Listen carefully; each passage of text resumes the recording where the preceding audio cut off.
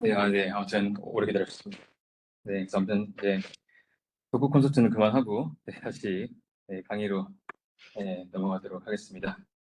네, 그래서 오늘 다시 수업을 좀 나가보자면은 오늘은 지난번에 개체 관계 릴레이션십, 개체 관계 다이어그램에 대해서 배웠는데 오늘은 지난번에 개체 계속 배웠다면은 오늘은 관계에 대해서 배워봐야겠죠. 자, 여기 같은 경우는 뭐 관계 지난번에도 뭐 제가 예시를 많이 들어서 대충 감은 오셨을 것 같은데 개체들 사이에 대응 관계, 그러니까 개체들끼리 어떤 관계를 가지고 있냐는 거죠. 말 그대로 직관적으로 되어 있는데, 그래서 뭐 예를 들어서 고객이 있고 책이 이렇게 네모로 지금 되어 있잖아요. 자, 근데 이럴 때 우리가 고객은 당연히 이 둘의 관계는 우리가 구매라고 하는 형태로 연결이 되는 거죠. 그렇죠. 이 둘의 서로 다른 개체들이. 자, 그래서 이럴 때 우리는 구매라고 하는 이런 형태를 만들어 놨는데 얘 같은 경우는 우리가 마름모로 표현을 합니다. 그래서 여기가 지금 마름모로 구매에 써 있는 걸 볼 수 있겠어요. 자, 그 다음에 지난번에 여러 가지 속성들에 대해서 또 이야기를 했는데 속성 같은 경우도 보면은 어, 이 관계에도 속성이 있을 수가 있습니다. 그래서 예를 들어 구매를 하면은 언제 어떻게 구매를 했는가 뭐 그런 거에 대한 정보들이 있겠죠. 그래서 그런 부분들이 이렇게 구매 일자, 결제 방식 이런 형태로 또 생긴다고 볼 수가 있겠습니다. 그래서 관계는 둘을 이어주는 형태다. 그래서 뭐 학생이랑 뭐 강자랑 뭐 수강 신청 통해서 연결되는 자, 그런 것들을 생각해 주시면 될 것 같아요. 자, 그러면 이 관계라고 하는 것은 몇 가지의 또, 지난번에 속성에 대한 여러 가지 유형을 봤다면은, 오늘은 개체에 대한 여러 가지 유형들을 좀 보게 될 것 같은데, 자, 첫 번째로 보는 게, 이항관계, 삼항관계, 순환관계라고, 뭐, 일진, 이진, 삼진이라고도 얘기하는데요. 자, 이건 뭐냐? 대부분 이항관계예요. 보통 개체 두 개가 또 관계를 가지게 됩니다. 그래서, 아까 뭐 학생이 강좌를 수강 신청하거나, 고객이 물품을 구매하거나 등등 다 이렇게 대부분 일반적인 형태인데 조금 더 복잡한 경우도 있겠죠. 뭐 예를 들어서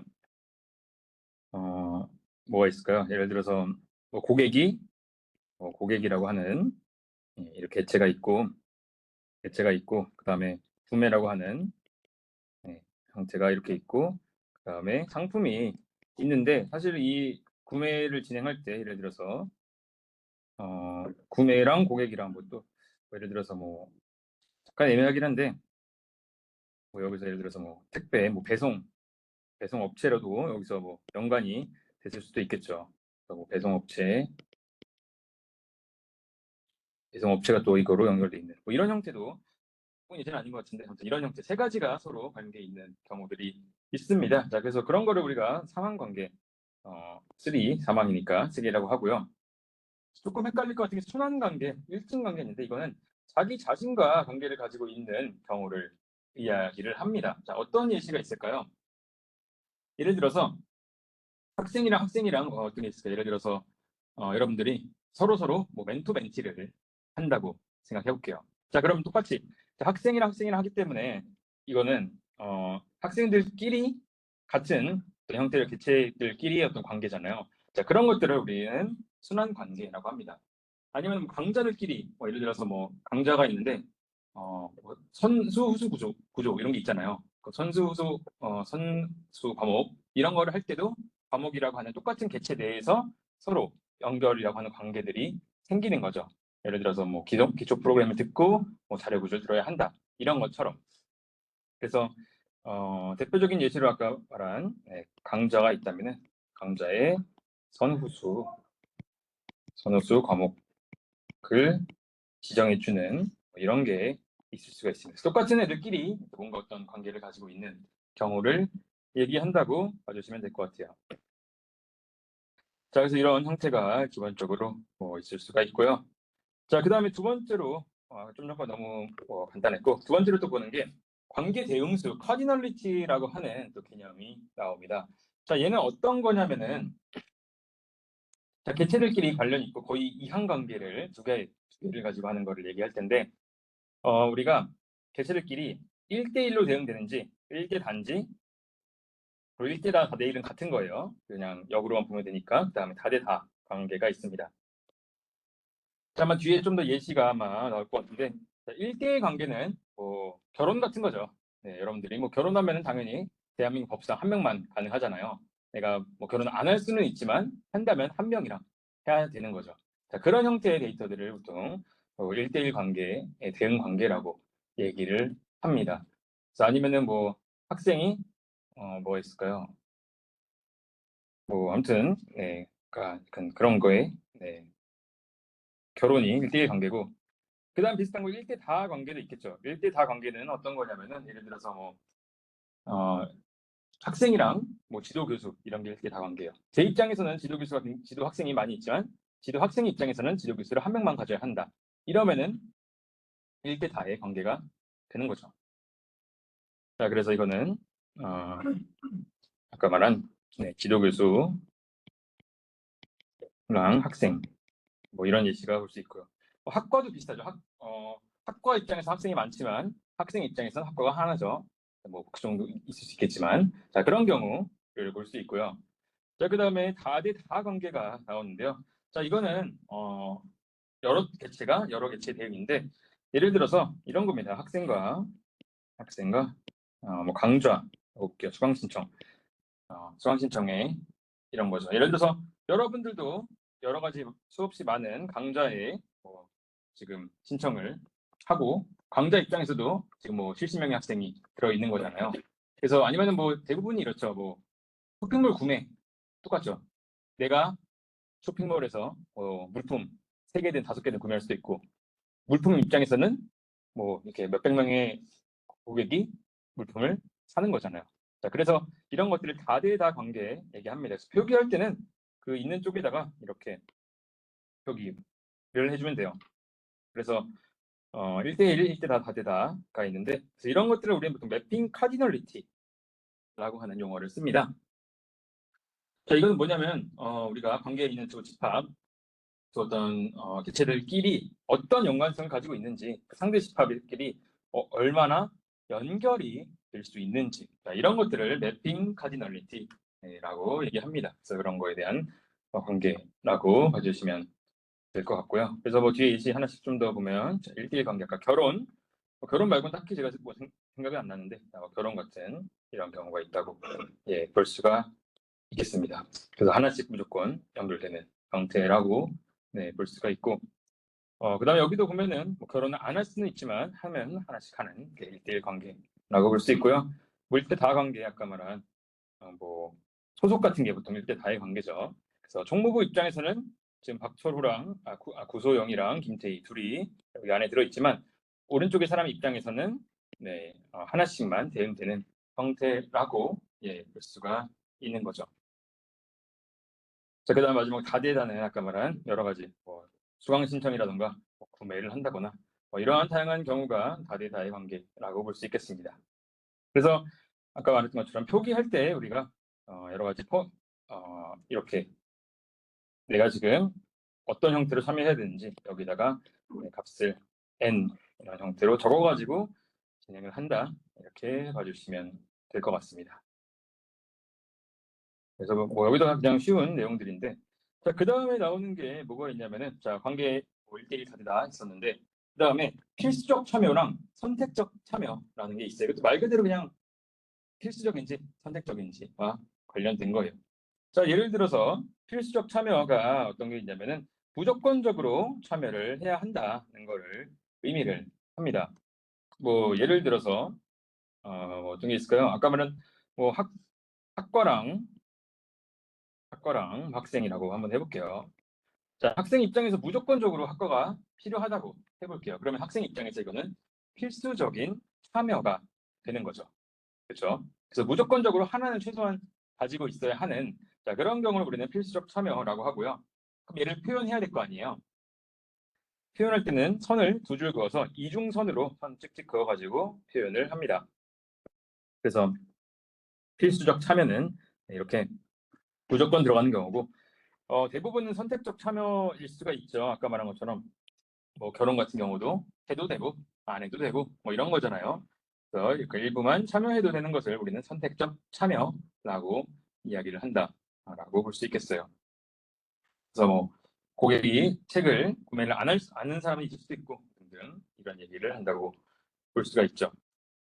자, 그래서 이런 것들을 왜 정해야 한다면은, 왜냐면 이런 게 있어야지만 지금 이 회사마다 다를 거 아니에요. 어디는 필수로 하고 어디는 아니고. 그래서 그런 요구 사항을 당연히 알고 있어야만 그거에 맞는 그림을 그리고 그 그림에 맞는 뭔가 데이터베이스를 짜기 위해서 보통 처음부터 구상할 때 우리는 선택으로 할 건지 필수로 할 건지 그런 것들을 좀 정해 놓고 가는 게 좀 일반적이라고 볼 수가 있겠습니다.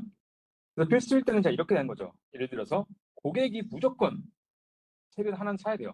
책 입장에서는 안 팔릴 수도 있어요. 자, 이런 관계면은 고객 구매 이 사이에서 우리가 이 두 줄이 들어간다는 거죠. 그러면은 고객 입장에서는 전체가 다 무조건 책 하나는 구매를 해야 한다라고 볼 수가 있는 거예요. 그다음에 이런 것도 있죠. 학생 뭐 수강 강좌 그럼 이런 건 뭐예요? 자, 강좌 입장에서는 무조건적으로 학생이 있어야 되는 거죠. 없으면 폐강이 되는 거죠. 여기는. 근데 학생 입장에서는 뭐 신청해도 되고 안 해도 되는 거죠. 안 하면 휴학을 하면 되는 거고. 약간 그런 형태라고 봐주시면 되겠습니다. 학생 입장에서는 해도 되고 안 해도 되고, 하지만 강좌 입장에서는 무조건 학생이 있어야 한다라는 이런 관계를 볼 수가 있겠습니다. 네, 그래서 관계도 우리가 무조건적으로 참여인 것과 아닌 것들 이런 형태로 좀 나눌 수 있다고 볼 수가 있고요. 그럼 여기 조금 더 나아가서 나오는 게 약한 개체랑 강한 개체, strong entity, weak entity라고 하는 개념이 나옵니다. 자, 여기는 뭐냐면은, 자, 약한 개체 같은 경우, 보통 우리가 일반적인 경우는 다 강한 개체예요. 보통은 강한 개체인데, 약한 개체는 뭐냐? 말 그대로 뭔가 약한 좀 거라서 뭐냐면은, 다른 거에 좀 의존적인 형태의 개체들을 보통 약한 개체라고 합니다. 좀 의존적인 개체라고 볼 수가 있을 것 같아요. 자, 어떤 게 있냐면 학교의 예시를 들어볼게요. 자, 우리가 당연히 저희 학교에선 여러분들에 대한 정보를 다 가지고 있지만 보통은 학부모 번호 이런 것도 좀 가지고 있거든요. 보통은 입학할 때. 자, 그럼 예를 들어서 여기 똑같아요. 직원이 있으면 직원 부양 가족 이런 게 있죠. 자, 그러면은 학교 입장에 사실은 이러한 데이터들 부양 가족이라던가 뭐 여러분들의 뭐 부모님 정보라던가 자, 그런 경우는 굳이 필수적으로 있어야 되는 거 아니잖아요. 그렇죠? 그러니까 이 부양 가족이라는 정보는 직원이 없으면은 아무런 의미가 없는 형태의 데이터라는 거예요. 여기에만 의존한 그러한 형태의 데이터인 거죠. 그렇죠? 이 직원이 퇴사했으면 당연히 없어져야죠. 이 부양 가족에 대한 정보가 왜 필요해요? 자, 이런 식으로 우리가 이 개체가 있기 때문에 있는 그런 것들을 우리는 약한 개체라고 얘기를 합니다. 자, 하지만 지금 제가 말은 애매하겠죠. 뭐 이렇게 무조건 의존적이다라고 하는 건데, 그럼 이 의존적인 것을 우리는 뭐 말로 할 수는 없고 구체적으로 표현을 하자면은, 자, 기본적으로 강한 개체랑 약한 개체는 대부분 1대 다의 관계를 가지고요. 그래서 직원 입장에서는 부양 가족이 뭐 한 명, 두 명, 세 명 있을 수도 있는 거고, 자, 그 다음에 약한 개체는 기본적으로 관계에 당연히 필수적으로 참여를 해야겠죠. 안 그러면 이 약한 개체는 의미가 없는 거죠. 뭐 부양 가족인데 직원이랑 연결이 안 돼 있어요. 그러면은 의미가 없는 거잖아요. 그러면은 그냥 데이터를 제거를 해야 하는 거죠. 자, 근데 하지만 필수랑 1대 다라고 무조건적으로 약한 개체는 아니에요. 약한 개체는 또 어떤 조건이 있어야 하냐면은, 약한 개체는 강한 개체의 키를 포함해서 키를 구성한다. 이렇게 적혀 있습니다. 자, 우리가 키는 지난번에 간단히 설명을 했을 거예요. 키는 뭐냐면은 우리가 인스턴스들이 있다면은 걔네들을 구분하는 어떤 속성이라고 말씀드렸죠. 그래서 여러분 같은 경우는 풋번, 뭐 저 같은 경우는 4번, 뭐 주민등록번호 이런 거죠. 남들과 겹치지 않는 나만의 아이덴티티를 나타내는 그런 거라고 볼 수가 있는데, 자, 그러면은 약한 개체는 T라는 것을 구성할 때 당연히 이 직원이라고 하는 이 내가 연결된 강한 개체의 키를 가지고서 한다는 거예요. 자, 예를 들어서 부양가족 A라고 하는 사람이 있어요. 이 사람은 우리가 데이터를 관리할 때 이 A라고 하는 사람으로 관리하는 게 아니라, 이거는 지금 뭐 직원번호 뭐 1, 2, 3번 1, 2, 3번 직원의 A라고 하는 가족이다 라는 형태로 데이터를 관리를 한다는 거예요. 그래서 이 아래에 있는 사람, 여기에 대한 키를 볼 거면은 당연히 위에 있는 우리가 강한 개체의 키를 따와가지고 무조건적으로 연관돼서 만드는 게 약한 개체의 특징이라고 이야기를 할 수가 있을 것 같아요. 그래서 키를 당연히 포함해서 구성한다. 이렇게 되면은 약한 개체로 표기를 할 수가 있을 것 같습니다. 그래서 나중에 뭐 나올 거예요. 뭐 키가 예를 들어 어떤 게 나오면 키가 아래는 무조건적으로 그 키를 포함해서 얘가 구성이 되어야 한다라고 보는 거죠. 그래서 한번 좀 보면은 자 그럼 이거를 우리는 계속 지금 그림으로 그릴 때 어떻게 하는지 그런 약간 도형적인 약속을 지금 계속 배우고 있는데 보면은 관계 종속성에 대해 보면은 얘는 이중사각형으로 표기를 합니다. 약한 개체는 그래서 두 개 있으면은 얘는 좀 딸린 종속적으로 된 애다라고 봐주시면 될 것 같고 자 그다음에 약한 개체랑 강한 개체가 맺는 그런 관계는 이중 발음으로 해서 이러한 형태로 표기가 됩니다. 그래서 이걸 보면은 부양가족이라고 하는 것은 약한 개체로 직원한테 지금 딸려 있는 형태구나라고 보면 되는 거죠. 자 그래서 이런 예시가 나오는데 그래서 두 줄은 다 이런 형태라고 봐주시면 되겠습니다. 그래서 예를 들어서 뭐 직원이 가지고 있는 키가 있겠죠. 얘가 키가 예를 들어서 4번이라고 하는 거를 가지고 이제 키로 쓴다고 할게요. 자, 그다음에 뭐 부양 같은 경우는 당연히 뭐 관계고, 자, 부양 가족에는 예를 들어서 우리가 이름에 대한 정보가 있다고 한번 해봅시다. 자, 그러면은 이 부양 가족에 대한 여기에 대한 키를 구성할 때는 이런 형태로 넣는 거죠. 우리가 4번에다가 이름. 자, 이런 형태로 해가지고 키가 구성이 된다는 거예요. 그래서 이거는 지금 뭐 어떤 뭐 A라고 하는 사람은 자, 이 사람의 부인이다. 이 사람의 몇 번째 아들이다. 이런 형태로 하는 거죠. 근데 그게 맞는 거죠. 뭐 제가 예를 들어서 뭐 직원 학교 입장에서도 뭐 부모님에 대한 정보가 있다고 하더라도 이 사람의 누군지 이름이 중요하기보다는 이 사람은 뭐 누구 부모님이다 라고 하는 게 중요하잖아요.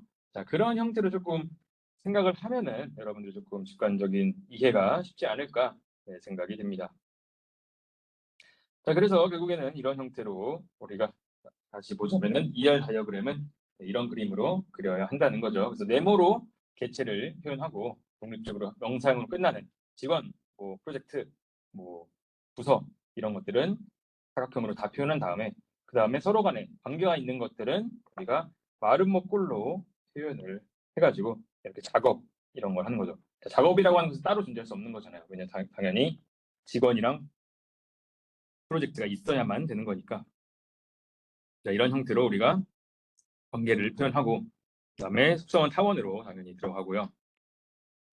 자, 그다음에 뭐 연결을 해가지고 요소들을 연결 시키는데 자 여기 보면 지금 레이블이 나오죠. 그래서 1대 다, 그래서 1대 다가 나오는 뭐 이런 형태라고 볼 수가 있겠습니다. 참여 형태가 어떻게 됐는지를 표현한다고 봐주시면 될 것 같아요. 자 여기 뒤도 볼게요.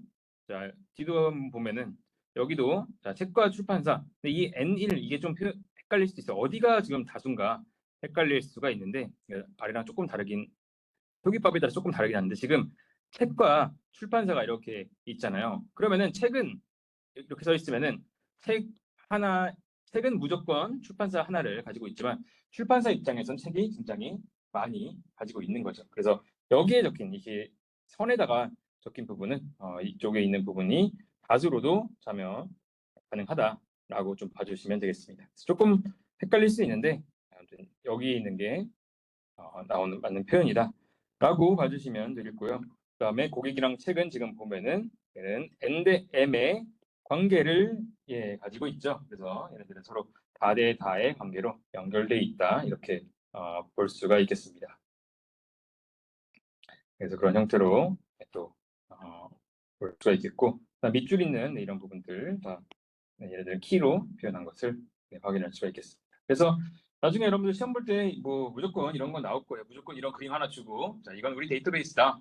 뭐 어떤 고객이 어떤 책을 샀는지 알아보려면 어떻게 해야 되는가. 뭐 그런 형태로 아마 질문이 나갈 거예요. 뭐 이 사람이 구매한 책의 출판사는 뭐 몇 가지가 있는가. 그런 것들 할 때 제가 그러면은 지금 데이터베이스 구조를 여러분들께 설명한 다음에 문제를 내야 되는데 보통 그럴 때 이렇게 ER 다이어그램을 주던가 뭐 많이 하겠죠. 그래서 꼭 이런 부분들은 잘 좀 알아가지고 생각을 하셨으면 좋을 것 같습니다.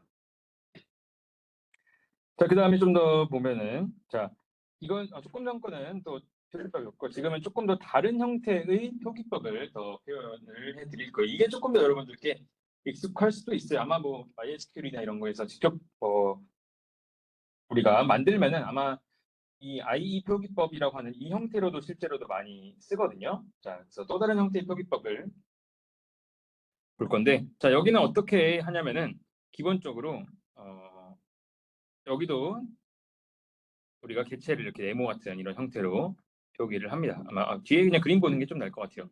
자, 이런 형태로 표기를 합니다. 그래서 부서라고 적고 이게 그럼 개체 이름이죠. 그 다음에 우리가 네모를 이렇게 두 개로 쪼긴 다음에 그럼 위에 있는 얘가 뭐겠어요? 얘가 바로 우리가 키가 이런 형태로 들어가고 여기는 다른 일반적인 속성들을 통해서 개체를 표현합니다. 그래서 개체를 이런 식으로 다 표현을 한 다음에 자, 그 다음에 개체가 있으면 개체 간에 서로 관계를 또 이렇게 표현을 해야 하잖아요.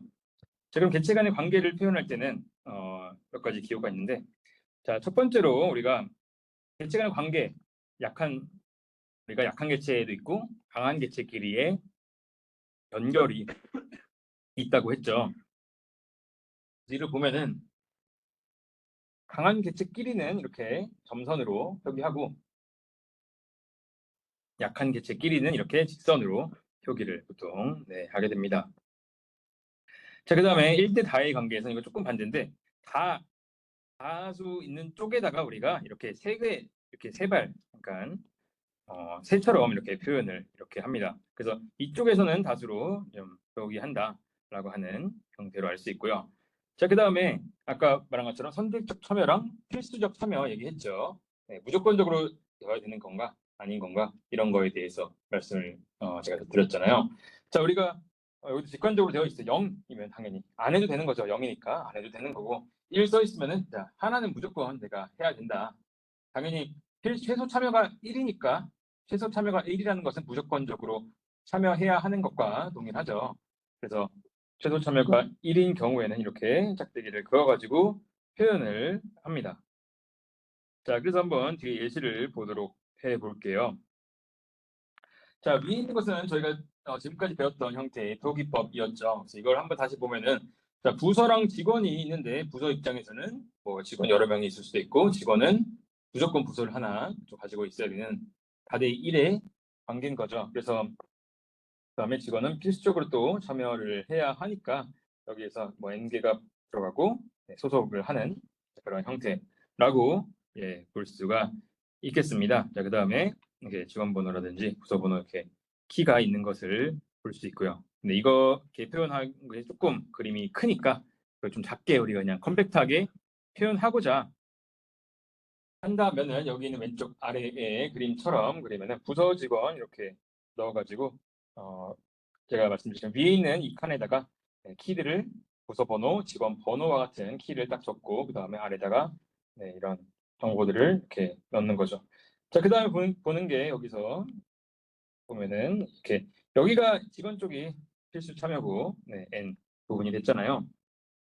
좀 헷갈리는데 자, 직원 입장에서 필수 참여는 이렇게 이렇게 해서 무조건 들어가는 거고 이렇게 산발이가 있어가지고 얘도 무조건 지금 다수 1대 다로 포함되는 자, 그러한 형태라고 봐주시면 되겠습니다.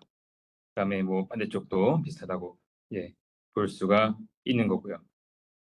그래서 이렇게 얘네들은 I 표기법이라고 하는 이 표기법으로도 표현할 수 있다. 이렇게 볼 수가 있겠습니다. 자, 그다음에 오른쪽도 비슷한 형태라고 또 볼 수가 있는데요. 자, 이거는 직원과 직원에 있는 가족이라고 볼 수 있죠. 지금 이걸 보는 순간 여러분들 이제 얘는 약한 관계구나를 파악을 해야 합니다. 왜냐하면 몇 가지 증거들이 있죠. 지금 보면 일단 실선이잖아요. 그렇죠? 실선이기 때문에 얘는 약한 관계랑의 관계를 의미한다고 볼 수가 있고, 자, 직원과 가족이 있으면은 지금 키도 이렇게 나오죠. 직원은 당연히 직원 번호로 관리하는데 가족은 직원 번호에다가 이름으로 나오는 거죠. 그래서 이거는 몇 번째 직원의 누구누구다라고 나오는 거죠. 그 다음에 당연히 가족 입장에서는 참여가 이렇게 나오고, 그러니까 가족 입장에서 무조건 참여하는 거고, 그 다음에 직원 입장에서는 가족이 있어도 되고 없어도 되는, 자, 이런 형태를 낼 수가 있어요. 그래서 한쪽이 지금 필수적 참여랑 한쪽이 또 선택적 참여인 것을 볼 수가 있습니다. 조금 헷갈리지만 이렇게 나온다고 볼 수 있고, 그 다음에 지금 마지막에 산발이가 있죠. 이렇게 약간 이렇게 표기가 있는데, 이걸 보면은 가족은, 그러니까 직원이 가족을 뭐 여러 명, 뭐 부인, 뭐 딸, 뭐 아들, 이런 형태로 표현할 수 있다. 이런 형태로 부를 수가 있겠습니다. 그래서 요즘 보면 또 이쪽 이런 표현도 많이 쓰기 때문에 좀 이거에 대해서도 좀 알아주시면 좋을 것 같습니다.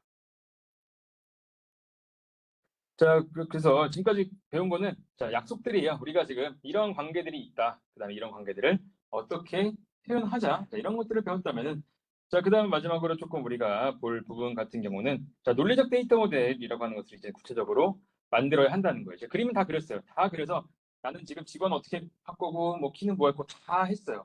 자, 그다음 뭘 해야 돼요? 우리는 그거를 보통 엑셀이나 테이블 형태로 넣어가지고 관리를 해야겠죠. 그죠? 테이블로 넣어야 되는데,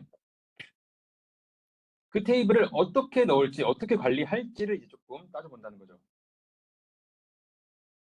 그래서 이런 부분들을 논리적 데이터 모델이라고 하고, 이건 데이터베이스의 스키마, 그 구성을 의미한다고 볼 수가 있겠습니다. 자, 그래서 아까 그런 그림을 그린 다음에 그 그림을 실제로 좀 구현할 수 있는 모델들이 있죠. 지난번에 얘기한 1세대 모델인 계층형 데이터 모델, 네트워크 데이터 모델이 있고, 그 다음에 많이 쓰인다는 관계형 데이터 모델, 이런 것들이 있다고 볼 수가 있겠습니다. 여기서 또 보면은 우리가 아마 오늘은 이 오른쪽 두 개에 대해서 좀 배워볼 거고, 그 다음에는 이제 계속 이거에 대해서 공부를 할 건데요. 그래서 이 모델들이 가지고 있는 단점, 이런 거에 대해서 좀 보도록 하겠습니다. 그래서 뭐 일단 가장 많이 쓰이는 거는 아까 말했지만 관계형 데이터 모델이라고 얘기를 하는 거죠. 자, 그냥 제가 관계형 데이터 모델에서 어떻게 관리하는지 간단히 먼저 설명을 조금 해드릴게요. 자, 아까처럼 우리가 학생이 있고 그다음에 강좌가 있고, 뭐 이렇게 되잖아요. 학생, 그다음에 수강 신청을 해서 강좌, 이렇게 생겼잖아요. 이렇게 생겼다고 한번 해볼게요. 자, 그러면은 우리는 일단 학생에 대한 정보, 뭐 표가 뭐 이런 것들을 생겼다 할게요. 그 다음에 뭐 학번도 있고, 학번, 뭐 이름, 뭐 이런 형태 쭉 있고요. 그 다음에 뭐 필기구 안 해도 됩니다. 강좌는 얘네들은 강좌는 예를 들어서 뭐 학수번호, 뭐 이름부터, 여기 강좌 이름부터 막 이렇게 있겠죠. 자, 우리는 그럼 당연히 이건 좀 직관적으로 이해될 거예요. 자, 할 때 당연히 우리가 학생 파일이 있어야 되고 강좌 파일이 있어 테이블 형태로 관리해야겠다까지는 다들 이해할 거라 생각됩니다. 제가 어떻게 이 수강이라고 하는 것을 표현하냐가 지금 우리가 풀어야 하는 문제인 거예요. 그래서 관계형 데이터 모델, 가장 많이 쓰이는 모델 같은 경우는 새롭게 하나 만드는 거예요. 그래서 이것도 그때그때 다르지만 수강이라는 거 만들어서 이렇게 하는 거죠. 여기에 학번이랑 그 다음에 학수 번호랑 예를 들어서 그 다음에 뭐 시간을 기록한다 해볼게요. 제가 학수 번호는 A, B, C가 있고 과목들이 학번도 1, 2, 3번이 있다 할게요.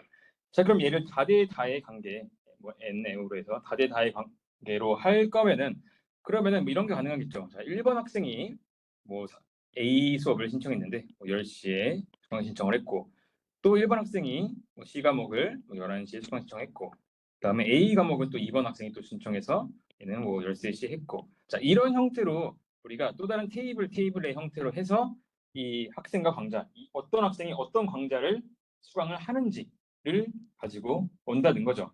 보통 이런 정보들은 당연히 키를 기반으로 연결해야지 좋겠죠. 왜냐하면 이 학번이라는 게 뭐 이름이면 동명이인도 있고 굉장히 꼬일 거 아니에요. 그래서 우리가 키라고 하는 것을 가져다가 따로 가져오면서 합쳐가지고 관계들을 표현하는 게 우리가 나중에 배울 관계형 데이터 모델이라고 볼 수 있어요.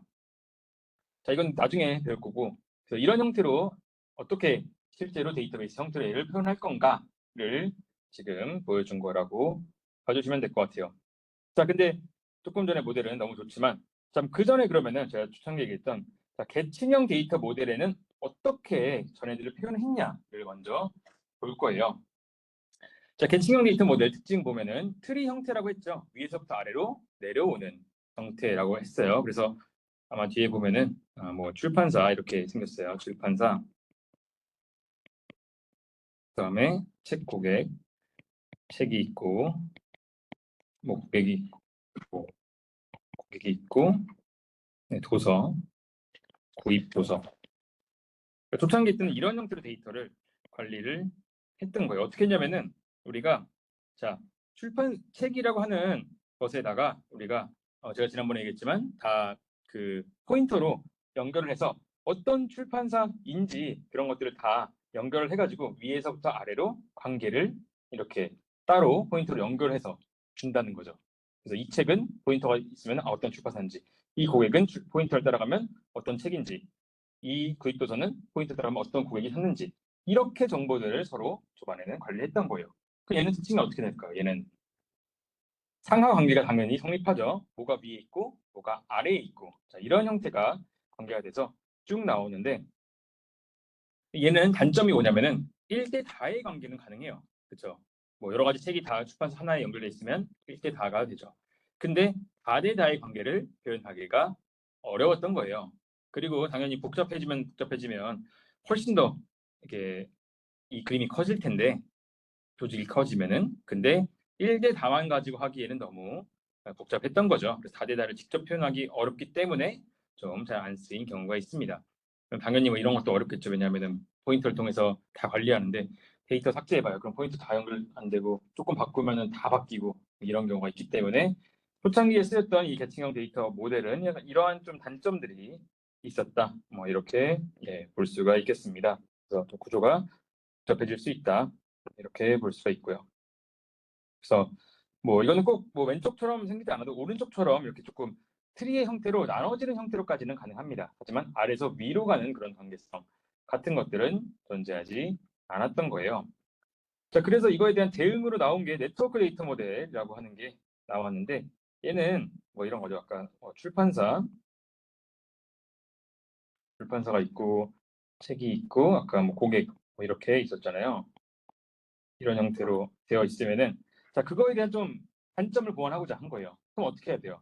우리가 일렬로만 보내는 게 아니라 이렇게 하면은 서로 연결되는 그래프 형태로 좀 순환되는 형태로 만들면은 고객 입장에서 어떤 책을 구매했는지 다 기록하고 책 입장에서 어떤 고객에 팔렸는지 다 기록을 한다면은 다대 다의 관계도 표현을 좀 간접적으로 하는 거죠. 그래서 여긴 뭐 직접 표현할 수는 없지만 1대1 단계 몇 가지를 엮어가지고 다대 다를 표현하는 형태로 나왔던 게 네트워크 데이터 모델이라고 볼 수가 있겠습니다. 하지만 얘도 다 포인터를 통해서 관리하기 때문에 자, 이런 것들이 어렵다고 볼 수가 있고요.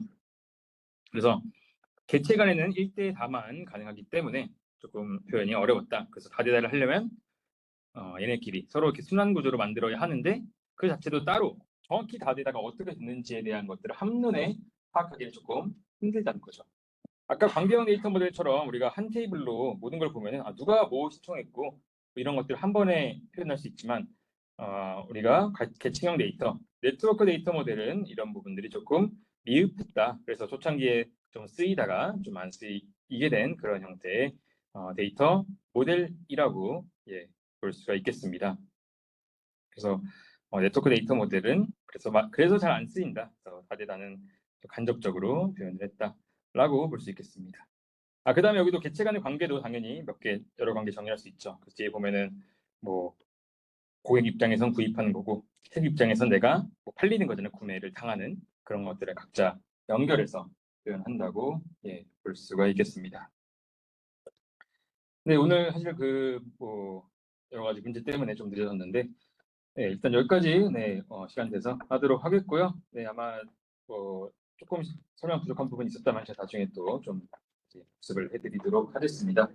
네, 그리고 다음 주 아무튼 월요일 날 또 뵙도록 할게요. 네, 감사합니다. 네, 오늘 안 불렀어요. 그래가지고 네, 오늘 출석은 안 불렀습니다. 네.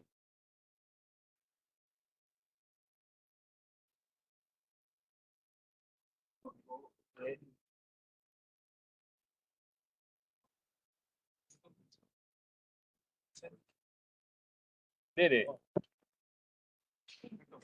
네.